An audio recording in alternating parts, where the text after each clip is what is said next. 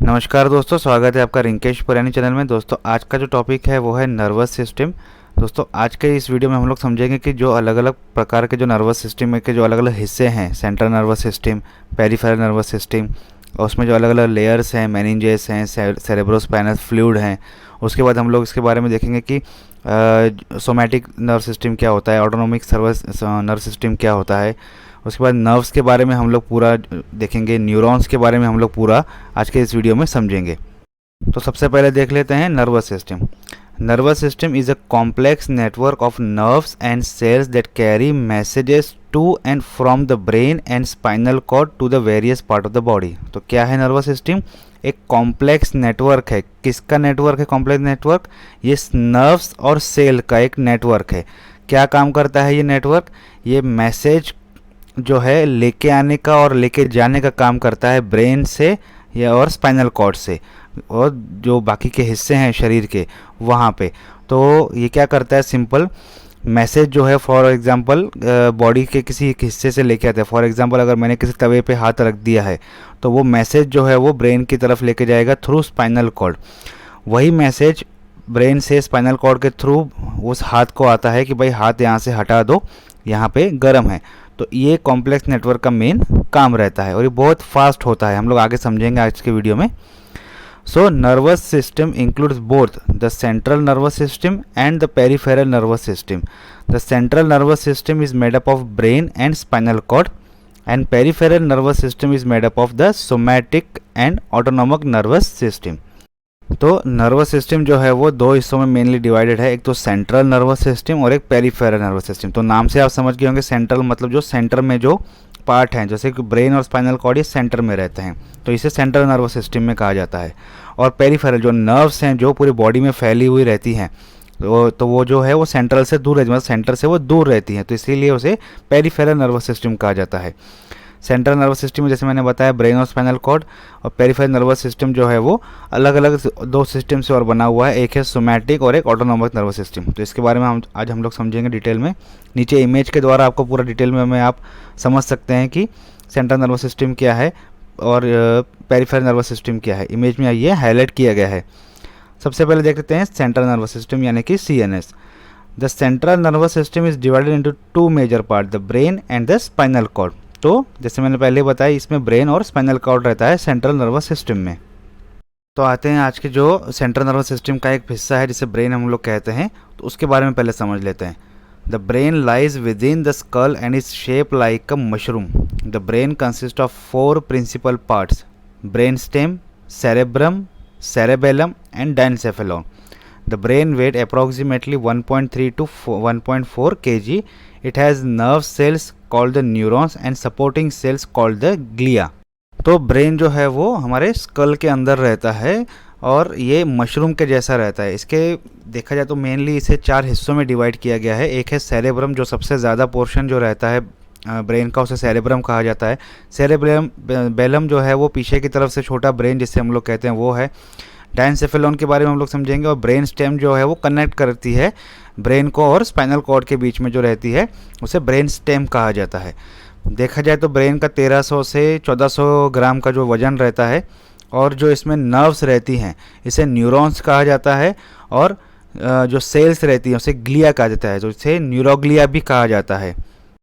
There are 2 types of matter in the brain, gray matter and the white matter. Gray matter receives and stores the impulses. Cell body of the neurons and the neuroglia are in the gray matter. White matter in the brain carries impulses to and from gray matter. It consists of the nerve fiber that is axon. तो axon के बारे में हम लोग बाद में समझेंगे, अभी ग्रे मैटर और वाइट मैटर समझ लीजिए। सिंपल भाषा में अगर कहें तो ग्रे मैटर जो है ये एक प्रकार का गोडाउन टाइप में रहता है या फिर एक स्टोर रहता है, और जो वाइट मैटर रहता है ये एक ट्रांसपोर्ट सिस्टम है। मान लीजिए एक ट्रक समझ लीजिए। तो वाइट मैटर क्या करता है हमारे ब्रेन में, ये मैसेजेस बॉडी से लेके आता है ग्रे मैटर की तरफ। ग्रे मैटर क्या करता है, उसे रिसीव करता है और स्टोर करता है, और उसके बाद जो है उस पर जो रिप्लाई देना है या फिर वापस जो मैसेज देना है ये काम ग्रे मैटर करता है। उसके बाद वही मैसेज जो है वो वाइट मैटर जो है वो बॉडी के उस हिस्से में लेके जाता है जहाँ से वो जो इम्पल्स है वो आया है। तो ग्रे मैटर रिसीव और स्टोर का काम करता है, वाइट मैटर ट्रांसपोर्ट करता है, जो इम्पल्स है, जो इंफॉर्मेशन है वो उसे कैरी करने का जो काम है वो वाइट मैटर करता है ब्रेन में। तो नीचे इमेज में आपको दिख रहा होगा कि अलग अलग जो पार्ट हैं ब्रेन के वो आपको दिखाई दे रहे होंगे, brain stem, spinal cord, cerebrum, cerebellum, diencephalon वगैरह दिख रहा होगा। साथ में एक और इमेज दिख रही होगी जिसमें frontal lobe, temporal lobe, parietal lobe और ऑक्सीपिटल लोब है। तो ये सेरेब्रम का अलग अलग हिस्से हैं जो डिवाइड किए गए हैं। ये आगे के टॉपिक में हम लोग समझेंगे, सिर्फ ये इमेज आप याद में रखिएगा कि जो सेरेब्रम है वो अलग अलग हिस्से, उसे अलग अलग नाम दिए गए हैं। क्यों दिए गए हैं हम लोग आगे समझेंगे। उसके बाद हम लोग देखते हैं कि brain stem. Brain stem is also known as a medulla oblongata. It is located between the pons and the spinal cord and is only about 1 inch long. तो ब्रेन स्टेम को मेडुला ऑब्लोंगाटा कहा जाता है और Pond's जो एक हिस्सा रहता है ब्रेन का और स्पाइनल कॉर्ड के बीच में ये रहता है। एक प्रकार का जो है वो कनेक्शन पॉइंट है वो ब्रेन को स्पाइनल कॉर्ड के साथ, और ये लगभग सिर्फ 1 इंच की जो है इसकी लंबाई रहती है। अब देखते हैं कि सेरेब्रम के बारे में। तो cerebrum forms the bulk of the brain and is supported on the brain stem. The cerebrum is divided into 2 hemisphere. Each hemisphere control the activity of the side of the body opposite that hemisphere. The hemisphere are further divided into 4 lobes: frontal lobe, temporal lobe, parietal lobe and occipital lobe. तो cerebrum जो है वो सबसे ज़्यादा जो हिस्सा है वो हमारे ब्रेन का जो रहता है, जो स्कल के अंदर मैक्सिमम रहता है, उसे सेरेब्रम कहा जाता है, जैसे हमने पहले इमेज में देखा। और ये सबसे ज़्यादा पोर्शन जो है वो ब्रेन का यही रहता है। ये 2 हिस्सों में डिवाइड रहता है, मतलब पूरी तरीके से ये सर्कल नहीं रहता है, 2 हिस्से रहते हैं जिसे हेमिस्फीयर कहा जाता है, लेफ्ट हेमिस्फीयर और राइट हेमिस्फीयर। और जो सिस्टम है बॉडी का वो इस तरीके से है कि जो लेफ्ट हेमिस्फीयर है वो हमारे बॉडी का राइट पोर्शन जो है वो कंट्रोल करता है, और जो राइट हेमिस्फीयर है वो हमारे बॉडी का लेफ्ट पोर्शन जो है वो कंट्रोल करता है। मतलब क्रॉस रहते हैं, जो सिग्नल्स रहते हैं वो क्रॉस शेप में जाते हैं। उसके बाद मैंने आपको पहले बताया था इमेज में कि फ्रंटल, टेम्पोरल, पैराइटल, ऑक्सीपिटल, ये याद रखिएगा कि जो स्कल के जो अलग अलग बोन्स रहते हैं तो उसके अलग अलग नाम दिए गए हैं, फ्रंटल, टेम्पोरल, पैराइटल, ऑक्सीपिटल। तो जिस हिस्से में जो पोर्शन है ब्रेन का, खास करके सेरेब्रम का, तो उसके हिसाब से उसे उस लोब को नाम दिया गया है, यानी कि frontal lobe, temporal lobe, parietal lobe और ऑक्सीपिटल लोब। तो ये सिंपल अंडरस्टैंडिंग के लिए उसे नाम दिया गया है। उसके बाद देखते हैं कि cerebellum. Cerebellum this is located behind and below the cerebrum. तो जो छोटा दिमाग कहा जाता है वो सेरेबेलम को कहा जाता है। Diencephalon. The diencephalon include the thalamus and the hypothalamus. The thalamus is where the sensory and other impulses go and coalesce. The hypothalamus is the smaller part of the diencephalon. तो diencephalon जो रहते हैं वो thalamus और hypothalamus मिला के बनते हैं, और इनका काम क्या है, जहाँ पे सेंसरी और अदर इम्पल्स मिलते हैं उसे थैलेमस कहा जाता है, और हाइपोथैलेमस जो रहता है ये डायनसेफेलॉन का सबसे छोटा हिस्सा रहता है। तो अलग हम लोग जिस टॉपिक में बात करेंगे थैलेमस और हाइपोथैलेमस के बारे में, तब हम लोग इसके बारे में डिटेल में बात करेंगे। सिर्फ आपको अभी ये समझने के लिए, अंडरस्टैंडिंग के लिए है कि डायनसेफेलॉन में क्या क्या रहता है। अदर पार्ट्स क्या क्या है ब्रेन का वो पहले देख लेते हैं। Other part of the brain includes the mid brain and the pons. The mid brain provide conduction pathway to and from higher and lower center. The pons act as a pathway to higher structure. It contains conduction pathway between the medulla and the higher brain center. अब mid brain जो है और Pond's के बारे में ये समझ लीजिए कि मिड ब्रेन क्या करता है कि जो अगर एक सिंपल इन्फॉर्मेशन में अगर इसको समझाया जाए कि कहीं किसी रोड पे पेट्रोलिंग होती है, जब पुलिस वाले खड़े होते हैं तो वो प्रॉपर तरीके से एक डायरेक्शन देते हैं, या फिर जो छोटे छोटे जो साइंस रहते हैं रोड पे ये हमको इन्फॉर्मेशन देते हैं कि कहाँ जाना है। तो ये मिड ब्रेन का काम है हमारे बॉडी में। पॉन्स में क्या रहता है कि जो प्रॉपर तरीके से टोल नाका रहता है, जो प्रॉपर तरीके से एक इंस्ट्रक्शन देता है और पूरा जो है वो इन्फॉर्मेशन है वो कहाँ पे कैसे लेके जाना है, ये जो है पॉन्स का मेन काम रहता है। तो ये दोनों में फ़र्क है। सेंट्रल नर्वस सिस्टम में जो 2 हिस्से हैं ब्रेन और स्पाइनल कॉर्ड, तो यहाँ तक हमने ब्रेन के बारे में समझ लिया। अभी हम लोग आते हैं स्पाइनल कॉर्ड पे। तो spinal cord is a long tube like structure that extend from the brain. The spinal cord is composed of a series of 31 segments. A pair of spinal nerves comes out of each segment. The spinal cord region from which a pair of spinal nerve originate is called a spinal segment. Both motor and sensory nerves are located in the spinal cord. The spinal cord is about 43 centimeter long in adult woman and 45 centimeter long in adult man and weight about 35 to 40 gram.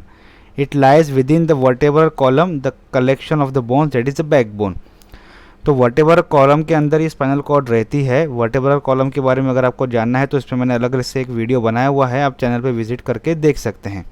Spinal cord क्या है? एक long tube like structure है जो कि brain में से निकल के फिर वर्टेब्रल कॉलम में जाता है. ये एक सीरीज ऑफ सेगमेंट्स हैं. सेगमेंट्स क्या होते हैं? जहाँ से जो पेयर्स हैं स्पाइनल कॉर्ड्स की वो बाहर निकलती हैं, तो जो नर्व्स निकलती हैं उसे सेगमेंट्स कहा जाता है. तो स्पाइनल कॉर्ड में ऐसे 31 सेगमेंट्स हैं जिसकी एक सीरीज़ है, एक लाइन के बाद लाइन जो है वो जो ये सेगमेंट्स हैं उसमें से निकलते हैं. तो इसमें दोनों हैं, मोटर नर्व्स भी हैं और सेंसरी नर्व्स भी हैं ये स्पाइनल कॉर्ड में. मोटर और सेंसरी नर्व्स के बारे में हम लोग आगे समझेंगे. तो ये 43 सेंटीमीटर लॉन्ग रहती है वुमेंस में और 45 सेंटीमीटर लॉन्ग रहती है पुरुषों में. एक अंदाज़ा देखा जाए तो 35 से 40 ग्राम का इसका वजन रहता है. उसके बाद आते हैं हम लोग other parts of central nervous system. तो सेंट्रल नर्वस सिस्टम के बारे में हम लोग ने ब्रेन और स्पाइनल कॉर्ड के बारे में जो है वो डिटेल में समझा अभी उसके अलावा और क्या क्या पार्ट रहते हैं जो सेंट्रल नर्वस सिस्टम में रहते हैं. एक तो है meninges. Meninges are the 3 layers of membrane that cover the brain and the spinal cord. The outer most layer is the dura mater, the middle layer is the arachnoid and the inner most layer is the pia mater. The meninges offers protection to the brain and the spinal cord by acting as the barrier against the bacteria and other microorganism. दूसरा देखते हैं कि the CSF cerebrospinal fluid circulates around the brain and spinal cord. It protects and nourishes the brain and spinal cord. तो दो ऐसी चीज़ें और हैं जो ब्रेन में देखने को मिलती हैं. एक तो है मेनिंजेस जो एक लेयर रहती है और मेनिंग्स भी इसे कहा जाता है, और CSF जो एक सेरेब्रोस्पाइनल फ्लूइड जो रहता है. मेनिंग्स क्या काम करती है? एक प्रकार का कुशन का काम करती है कि अगर कोई बच्चा गिर जाता है या हम लोग भी गिर जाते हैं तो एक जो प्रोटेक्शन मिलता है, एक जो कवर मिलता है कि ब्रेन को झटका ना पहुँचे, तो ये भी एक प्रोटेक्शन का काम करता है, एक कुशन का काम करता है. 3 इसमें लेयर रहती हैं. आउटर लेयर ड्यूरा मैटर रहती है, थोड़ी रफ रहती है. मिडल लेयर एरेक्नॉइड रहती है, ज़्यादा जो है जो ब्लड वेसल्स जो हैं या फिर नर्व्स इसके थ्रू जाती हैं. इनर मोस्ट लेयर पाया मैटर्स है. तो ये अलग अलग जो लेयर्स रहती हैं इसकी नर्व सिस्टम जो मेनिंजेस की, जो कि बैक्टीरिया और इससे माइक्रो ऑर्गेनिज्म से प्रोटेक्शन भी देती है और एक कुशन का भी काम करती है, ताकि जो एक झटका लगता है कभी गिरने से या फिर कभी चोट पहुंचती है तो ये ब्रेन को एक प्रोटेक्शन भी देती है. उसके बाद जो फ्लूइड है जो ब्रेन के अंदर होना ज़रूरी रहता है ताकि उसे नरिशमेंट मिल सके, प्रोटेक्शन मिल सके, और एक म्यूकस जो एक माहौल है जो उसके अंदर बना रहे, वो है CSF यानी कि सेरेब्रोस्पाइनल फ्लूइड जो ब्रेन के और स्पाइनल कॉर्ड के अंदर रहता है. यहाँ तक जो इन्फॉर्मेशन थी वो सेंट्रल नर्वस सिस्टम के बारे में थी.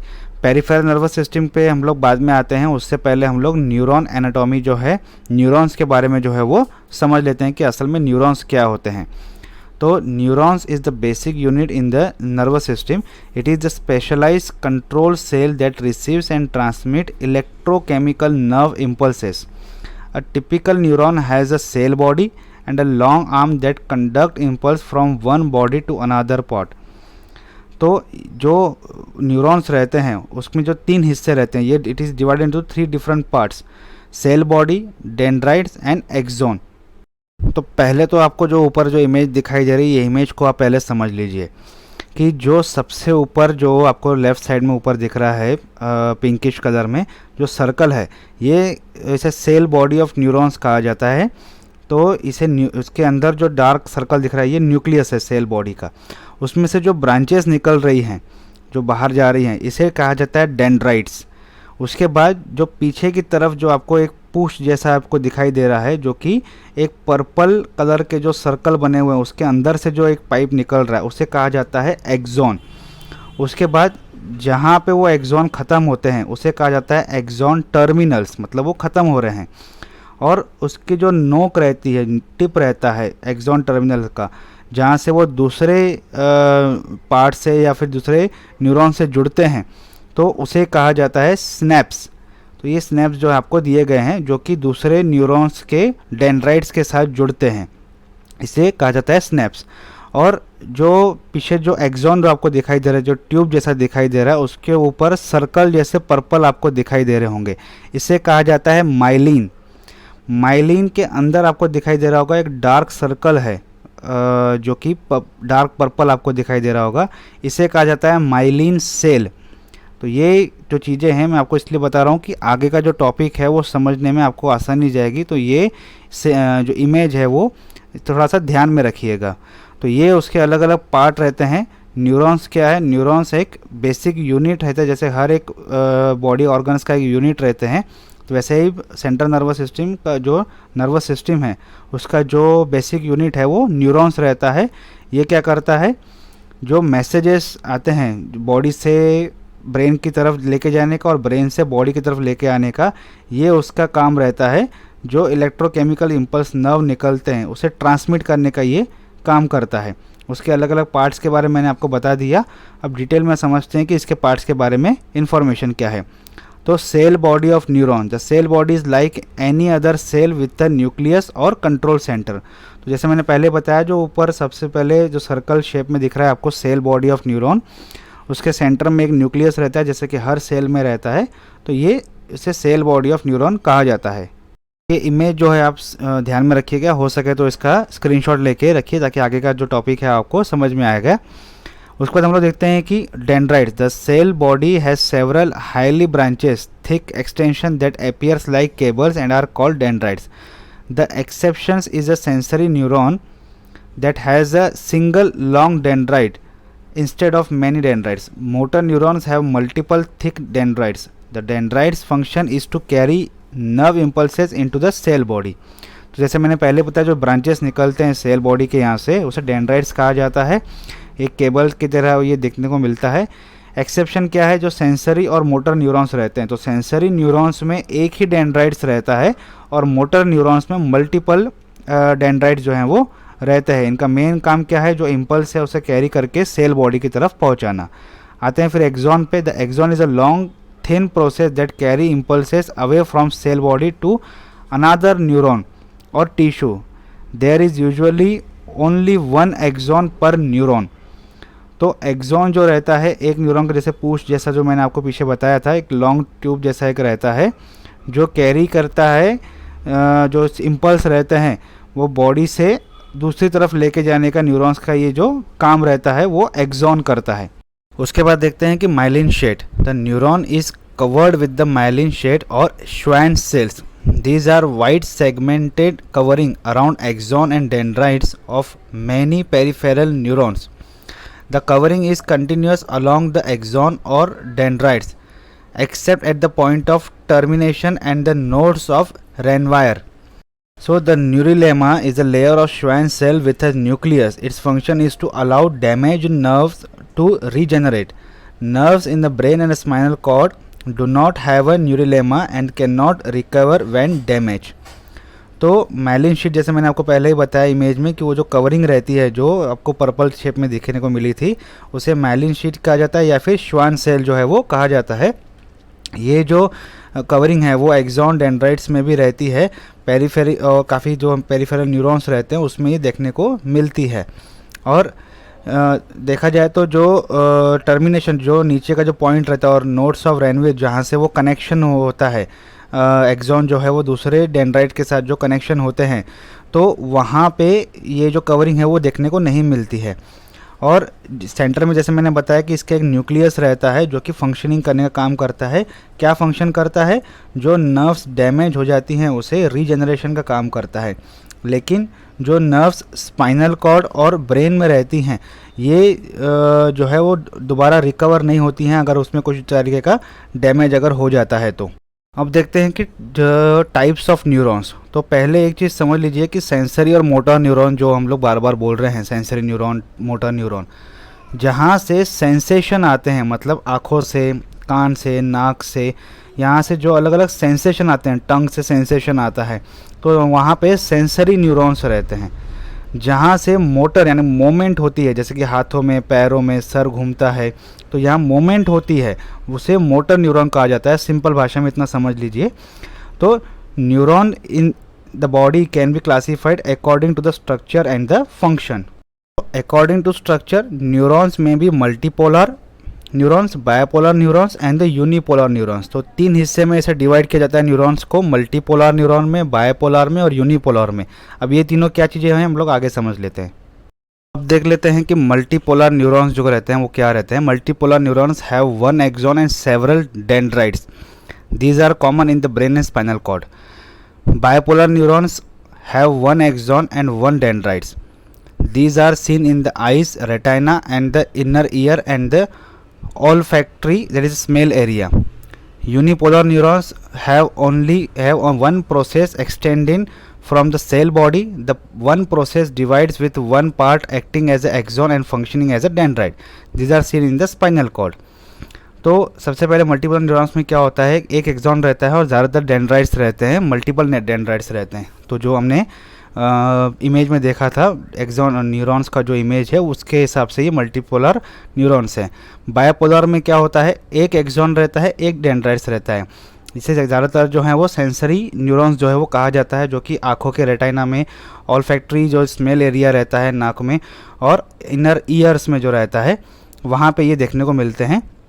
उसके बाद हम लोग देखते हैं कि यूनिपोलर न्यूरॉन्स, जो अभी देखते हैं हम लोग कि जो ब्लड सर्कुलेशन होता है सर्कुलेटरी सिस्टम में, हार्ट को भी ब्लड लगता है जो है उसके पंपिंग के लिए, उसके एनर्जी के लिए। तो सेम नर्वस सिस्टम में जो स्पाइनल कॉर्ड है उससे भी नर्व्स लगते हैं अपने मूवमेंट के लिए। तो यूनिपोलर नर्व्स जो रहते हैं, न्यूरॉन्स जो रहते हैं, वो स्पाइनल कॉर्ड को फंक्शनिंग के लिए या फिर उसमें जो है ज़्यादातर पाए जाते हैं। इसमें क्या रहता है, एक ही प्रोसेस रहती है जो एक्सॉन का जो पार्ट है वो अदा करती है, लेकिन जो फंक्शनिंग है, जो काम है, वो डेंड्राइट्स के हिसाब से करती है।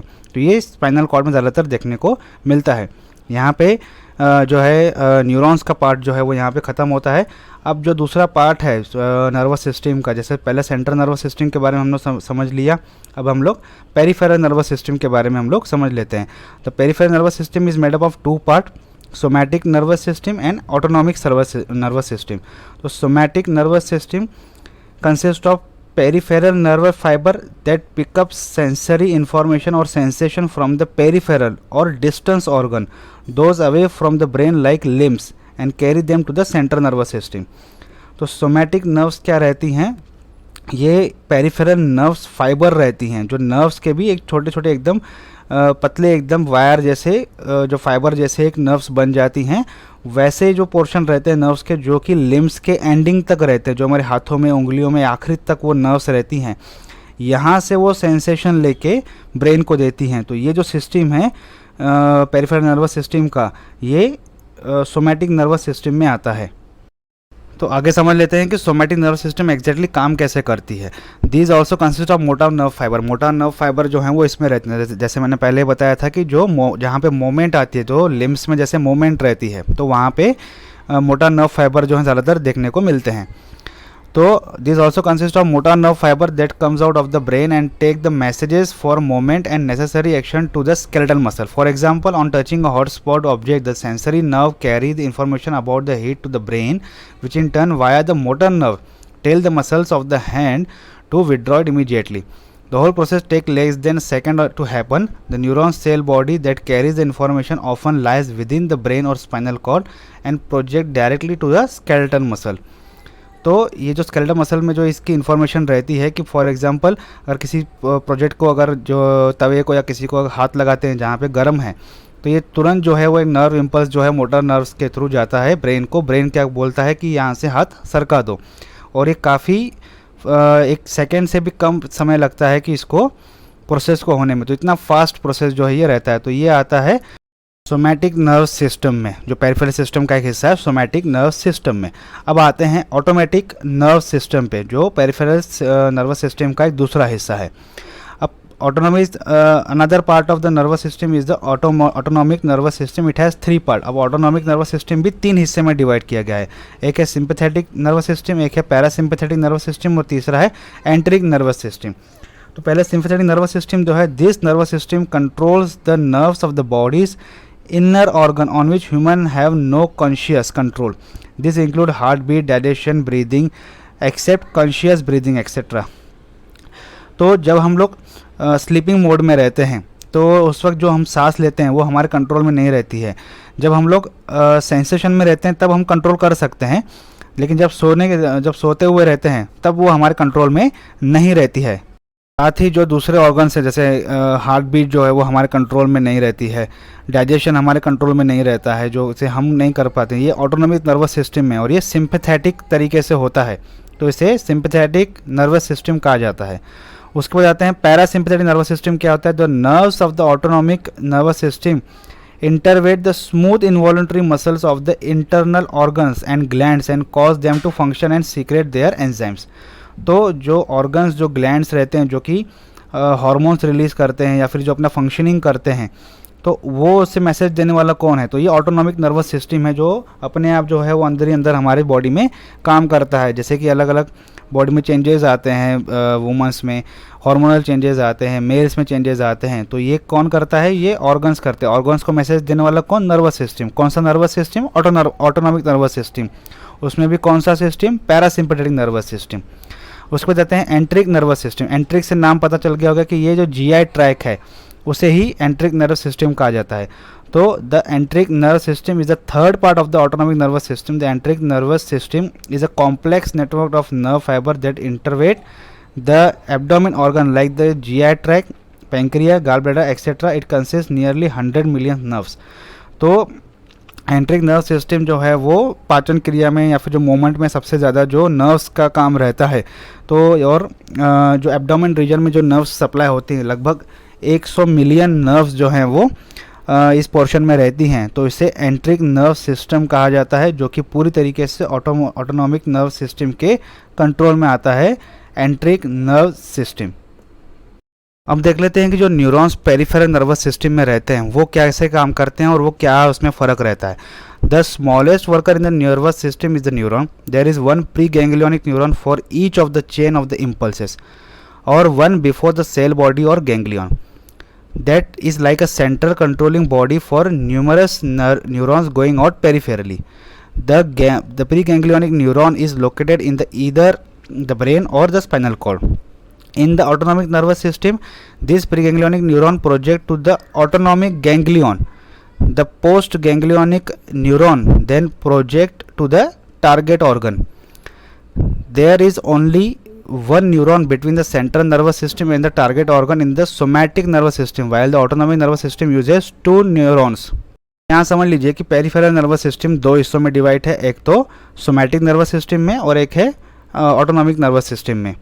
तो होता क्या है कि जो इम्पल्स जो सेंसेशन ब्रेन या स्पाइनल कॉर्ड से निकलता है वो पेरिफेरल में जाने से पहले उसके जो न्यूरॉन्स रहते हैं, पेरिफेरल्स में जो पार्ट रहता है उसमें जो न्यूरॉन्स रहता है जो पेरिफेरल नर्वस सिस्टम में जाते हैं, उससे पहले जो कनेक्शन रहता है सेंट्रल नर्वस सिस्टम के और पेरिफेरल नर्वस सिस्टम के बीच में, वो रहता है प्री गैंग्लियोनिक न्यूरॉन।